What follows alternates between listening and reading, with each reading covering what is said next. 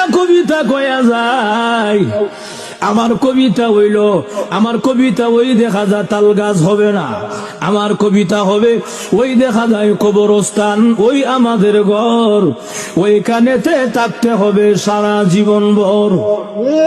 আর জোরে কান, ওই দেখা যায় কবরস্থান, ওই আমাদের ঘর, ওইখানেতে থাকতে হবে সারা জীবন ভর।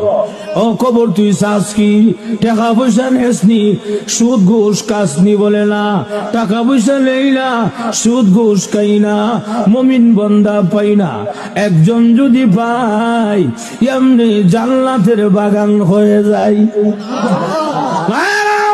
এজন্য আল্লাহর রাসূল হাদিস শরীফে বলেন, আল কবর রাউযাতুম মিন রিয়াজিল জান্নাহ আও হুফরাতুম মিন হুফারিন নার। কবরটা কারোর জন্য জাহান্নামের গাড়া হবে, আবার কারোর জন্য জান্নাতের বাগান হবে।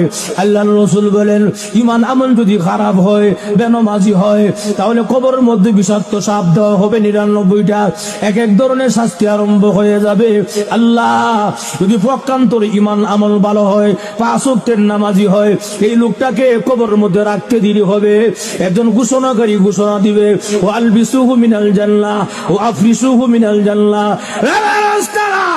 আমার বান্দাকে জান্নাতি পোশাকটা পরায়া দে, আমার বান্দাকে জান্নাতি বিছানা বিছায়া দে, এবং কবর থেকে একটা ছিদ্র কইরা দে, জানালা খুলা দে জান্নাত বরাবর, যেন আমার বান্দা কবরে ঘুমায়া ঘুমায়া জান্নাতের আরামায়েশ ভোগ করতে পারে।